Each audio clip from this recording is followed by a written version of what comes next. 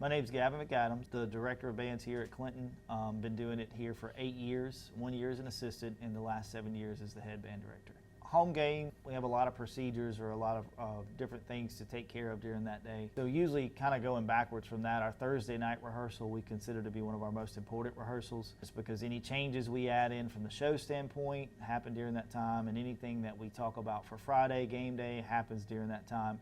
So we really kind of get all the instructions out and get the kids an idea of how it's going to work. So our first thing we do on game day or home game day is the students need to be at the band hall before 8 because we're going to prep for a pep rally that morning. So we'll usually do a little warm up and go through what we're going to do for that, and then we'll do the pep rally that morning, and usually I like to tell the kids we're there to kind of help set the environment for that. So once we've done that pep rally, our goal is to get a run of the show in. So we immediately leave the pep rally, get all the equipment outside, get set up, and then we'll do a full run of the show, maybe two, depending on how quickly we move.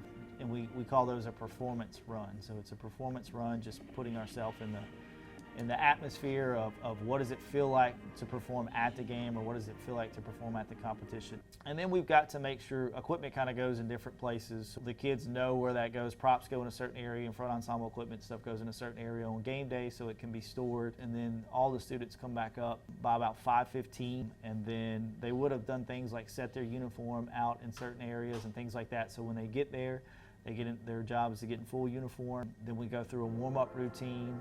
Usually try to make sure we're running the Star Spangled Banner in that warm-up routine, just to make sure that we talk about how that's one of the most important things that we play, and it's one of the things that most of your crowd will hear because they're quiet during that time, so you always want to make sure that that's played well.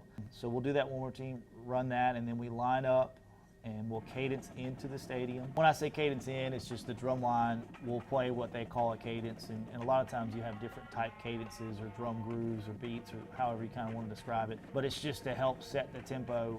So, and it kind of historically comes from the military. So we'll have a cadence that we play, and then the students will march into the tempo of that cadence, and we'll move all the way into the stands, get settled, and then immediately come down. And we've started a new routine this year that I think is going over well. We'll set up on the field and play the Star Spangled Banner from the field. It's kind of our pregame, I guess, and then we'll set up a tunnel with the cheerleaders and let the football team run through as we play the fight song. Immediately head back up, kind of lay back for a little bit and enjoy the first quarter, just try to keep the environment or set the tone for the environment during the first quarter. Second quarter, right at the beginning of that, we usually send our front ensemble down because they have tons of equipment and electronics to get ready, and we send our color guard down as well because they have a little extra stretching and things they like to do before a performance. The rest of the what we call the winds, that's our brass and our woodwind players, will go down with probably about 8 minutes on the clock in second quarter. We'll get a warm-up in, try to flip the switch from, in the stands, it's a little bit of for lack of a better word, I wouldn't say laid back, we're just a little more loose about things because it's just plain fun music. We try to flip the switch into competition mode, and that's why we go back to those performance runs that we do where you set the mindset. So we try to swap their mindset during that warm-up. As soon as they're done, we'll get on during halftime. It's usually pretty crunch for time depending on what else is going on, and then we'll try to put on a competitive halftime kind of feel for our production.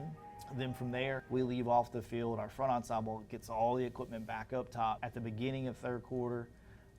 So we'll take all that equipment back up, get our props settled, get everybody back in. Our goal is to always get back into playing, but since we've started this process at 5:15, we use that as a little bit of time for restroom and different things like that to get everybody back settled, make sure they're watered well, even give them a snack, and then usually by 5-6 minutes in the third quarter, we're back to playing, and then it's just keeping the vibe, trying to read the game and the crowd, and we play all through third and fourth quarter. We try to bring out as much as we can. Again, we try to read the environment in the game. A lot of people don't know there's certain times we play. Not all bands follow these rules, but we usually are not going to play on offense while that's going on, and that's usually at the coach's request, just because in case there's a change of play or there's an audible or something called on the field, we want them to have the best chance for success and don't want to cover up anything. So we usually keep to the rule of when they're on offense, if there's a timeout, we'll play. If there's a first down, we always play when there's a first down, which is between a play. But once we shift over into defense, then we start playing, where we'll do a song, a percussion will do a song. But we kind of stick to that style. So sometimes people may be saying, hey, I need you to play something, but there might be a reason we're not playing in offense, just because we also like to cater to what helps our team and our coaches as well. So just going back, third and fourth quarter is about just maintaining the environment. Once that's done, still not over for us. Students have to get all the way back up, get out of uniform, do their chores, and when I say chores, just cleaning up out of their cubbies, clean up their area. They all have a square in the band hall that we call their tracking block location. Clean all that up, hang their uniforms. Our drum majors usually, as everybody leaves, they usually stay after for a good hour and vacuum the band hall, and we stay with them and kind of do some cleaning just so we can start the next week fresh. Or if we're coming back that next morning for a competition, we can start that fresh. I would say if we're including kind of from staff all the way to the drum majors that'll help kind of clean up at the end, we'll somewhere around, I would say 11 o'clock most of the time, we're heading out of the band hall and calling it a day. A lot of times our students will be leaving that aren't involved in the last kind of cleanup or not our leadership team things. They'll be leaving pretty much from the end of the game somewhere between that 10:15 to 10:30 area, and then we'll stay after. Sometimes staff will kind of recap on the week or the day or meet about the show that's coming up the next day, and so we may be a little closer to 11:30, but we usually try to shut things down by then.